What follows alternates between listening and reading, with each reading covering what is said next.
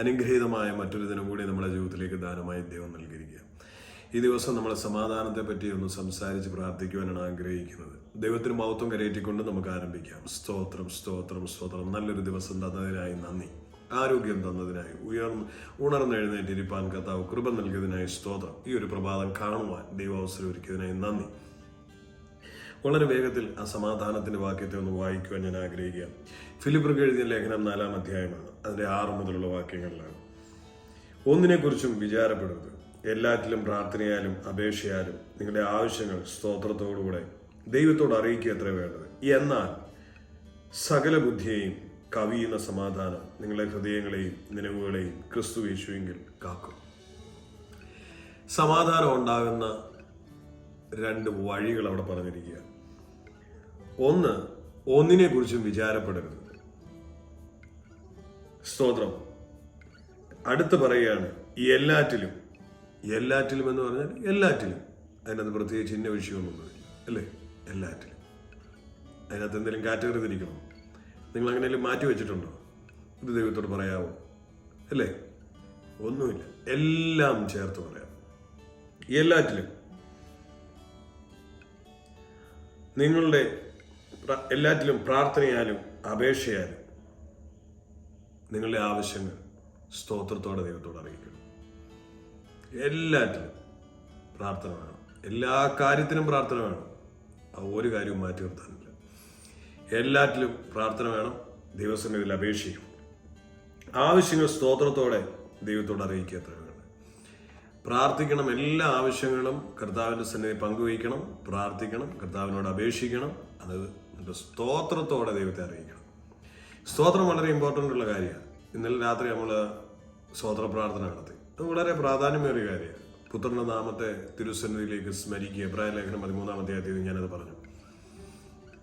യേശുവിനെ ഓർപ്പിക്കുക. സ്തോത്രം. പിതാവിൻ്റെ സന്നിധിയിൽ പുത്രന്റെ പരമയാഗത്തെ ഓർപ്പിക്കുന്ന ഒരു യാഗമാണ്. അപ്പോൾ എല്ലാറ്റിലും പുത്രന്റെ നാമനിമിത്തം നമ്മളൊരു സ്തോത്രത്തോടെ ദൈവത്തെ അറിയിക്കണം. അപേക്ഷയും പ്രാർത്ഥനയും അതിനോടൊപ്പം സ്തോത്രത്തോടെ ദൈവത്തെ അത് അറിയിക്കണം. അറിയിക്കുന്നത് വേണ്ട. എന്നാൽ സകല ബുദ്ധിയും കവിയുന്ന ദൈവിക സമാധാനം നിങ്ങളുടെ ഹൃദയങ്ങളെയും നിലവുകളെയും സൂക്ഷിച്ചു നിൽക്കാം.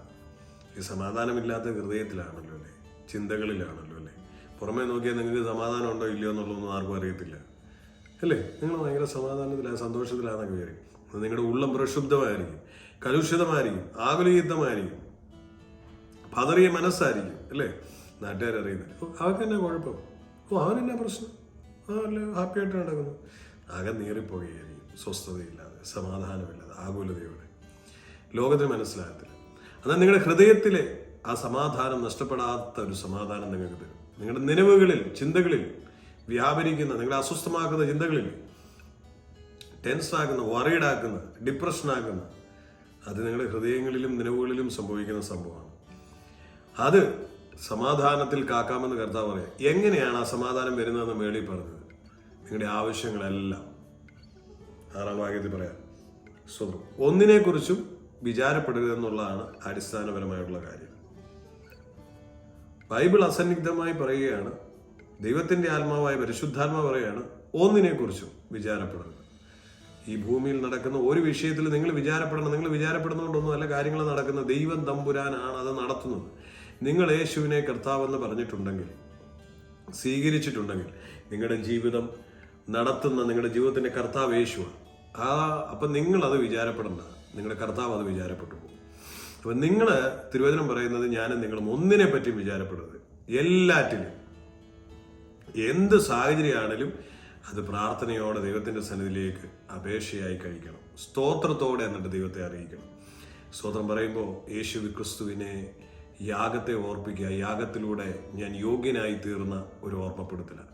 ആ യാഗത്തിലൂടെ ഞാൻ നീതീകരിക്കപ്പെട്ട ഒരു ഓർമ്മപ്പെടുത്തലാണ്. വീണ്ടും ഒരു യാഗമാണ് സ്തോത്രം. പിതാവിന്റെ സന്നിധിയിൽ കരയറ്റുന്ന യേശു എന്ന യാഗം. അതറിയിച്ചാൽ നിങ്ങളുടെ ഹൃദയങ്ങളെയും നിലവുകളെയും സമാധാനത്തിൽ കാത്തോളൂ. അത്രയും ചെയ്താൽ മതി, സമാധാനത്തിൽ കാക്കും. ഇന്ന് എത്ര പേർക്ക് അതിന് പറ്റുന്നുണ്ട്? വിചാരപ്പെടുന്ന ഒന്നിനെ പറ്റി എന്ന് പറഞ്ഞാൽ ദൈവാത്മാവ പറഞ്ഞെങ്കിലും നമ്മൾ ദൈവാത്മാവിന് മേളിൽ നിന്നുകൊണ്ട് വിചാരപ്പെട്ടുകൊണ്ടിരിക്കുക. ഇപ്പോഴും വിചാരപ്പെട്ടിരിക്കുക. രാവിലെ താടിക്കുകയും കൈ കൊടുത്തിരിക്കുക. ആ താടിക്കും കൈയൊക്കെ ഒന്ന് എടുത്തേ, സമാധാനത്തോടെ ഒന്ന് ചിന്തിച്ച്, ഒന്ന് പുഞ്ചിരി തൂയിക്കുക. എൻ്റെ യേശുവേ, ഇത് അതിൻ്റെ കരങ്ങളിലേക്ക് ഞാനിത് പ്രാർത്ഥിച്ച് സമർപ്പിക്കും. അങ്ങനെ ഒന്ന് സമർപ്പിച്ചേ സ്തോത്രം. എന്നിട്ട് ആ വിഷയത്തെ കർത്താവിന്റെ കരങ്ങളിൽ കൊടുത്ത് സ്തോത്രം പറഞ്ഞേ. സ്തോത്രം പറ. സാമ്പത്തികമാകട്ടെ, രോഗമാകട്ടെ, കുഞ്ഞുങ്ങളുടെ കാര്യമാകട്ടെ, എന്തുമായിക്കോട്ടെ, കുടുംബ പ്രശ്നമായിക്കോട്ടെ, ജോലി പ്രശ്നമായിക്കോട്ടെ, ഏത് ആത്മീയ വിഷയമായിക്കോട്ടെ, എന്തായിരുന്നാലും സ്തോത്രം പറ. സ്തോത്രം പറഞ്ഞിട്ട് കർത്താവിന്റെ കരങ്ങളിലേക്ക് കൊടുക്കുക. അവിടെ ദൈവത്തിന്റെ സമാധാനം നിങ്ങളുടെ ഹൃദയങ്ങളിലേക്ക് ഇറങ്ങി വരും, നിലവുകളിലേക്ക് ഇറങ്ങി വരും. പിന്നെ അനാവശ്യമായുള്ള ചിന്തകളും ആയിട്ട് ഇങ്ങനെ വേട്ടയാടത്തില്ല നിങ്ങളെ. ചുമ്മാ ആകുലചിത്തമായി ഇങ്ങനെ ഭ്രാന്ത് പിടിച്ച ചിന്തയോടെ അല്ലേ, അങ്ങനെ നടക്കാനിട വരത്തില്ല. ദൈവത്തിന്റെ സമാധാനം വാഴും. പിന്നെ നല്ല സുഖമായിട്ട് ഉറങ്ങും. ഏത് വിഷയത്തിലും പുഞ്ചിരിയോടെ നേരിടും. ആഹാരം കഴിക്കാൻ മേല, വായിൽ നിറങ്ങത്തില്ലെന്നൊക്കെയാ പറയുന്നത്. അതൊക്കെ അങ്ങ് മാറും. നന്നായിട്ട് ആഹാരം കഴിക്കാം, സുഖമായിട്ട് ഉറങ്ങാം, സമാധാനത്തോടെ നടക്കാം. ഒരു തീച്ചൂളയും നിന്നെ വെന്ത് കളയാൻ ദൈവം സമ്മതിക്കത്തില്ല. ഒരു വെള്ളവും നിന്നെ മുക്കിക്കളയത്തുമില്ല. ധൈര്യമായിട്ട് യേശുവിന്റെ കരങ്ങൾ പിടിച്ച് മുമ്പോട്ട് പോകും ഈ പ്രഭാതം. അങ്ങനെ നമ്മുടെ വിചാരങ്ങളെല്ലാം മാറ്റി വെച്ചിട്ട് പ്രാർത്ഥനയും അപേക്ഷയിൽ കർത്താവിന്റെ കരത്തിൽ കൊടുത്ത് സ്തോത്രം പറഞ്ഞിട്ട് ധൈര്യമായിട്ട് മുൻപോട്ട് നീങ്ങാം. നമുക്ക് ഒരുമിച്ച് പ്രാർത്ഥിക്കാം. കരുണാസമ്പന്ന ഞങ്ങളുടെ സ്വർഗീയ പിതാവേ, തിരുസനിലേക്ക് അടുത്ത് വരും. ഒന്നിനെപ്പറ്റിയും വിചാരപ്പെടരുന്നോടെന്ന് പറഞ്ഞല്ലോ. ഞങ്ങൾ കർത്താവ് തിരുസനിലേക്ക് ഞങ്ങളുടെ എല്ലാ ആവശ്യങ്ങളും പ്രാർത്ഥനയോടെ സ്തോത്രത്തോടെ അറിയിക്കുകയാണ്.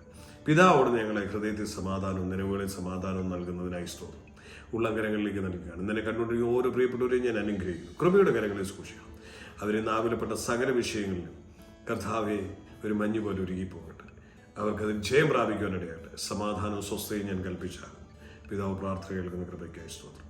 യേശുവിൻ നാമത്തിൽ ആമേൻ, ആമേൻ, ആമേൻ. കർത്താവ് അനുഗ്രഹിക്കട്ടെ. സന്തോഷത്തോടെ ഈ പ്രഭാതത്തെ നേരിടാം. യേശു ക്രിസ്തു മുഖേന എല്ലായിടത്തും എല്ലായ്പ്പോഴും ജയം തരുന്ന പിതാവിനെ സ്തോത്രം പറഞ്ഞുകൊണ്ട് വിചാരങ്ങളൊക്കെ മാറ്റിവെച്ചിട്ട് ചവിറ്റുകൊട്ടയിൽ എറിഞ്ഞിട്ട് തുള്ളിച്ചാടി അങ്ങോട്ടിറങ്ങ് അത്ഭുതത്തെ പ്രാപിക്കുക. കർത്താവ് അനുഗ്രഹിക്കട്ടെ. God bless you. Love you dear. നിങ്ങളുടെ പ്രിയ സഹോദരൻ മനോജ് മാത്യു.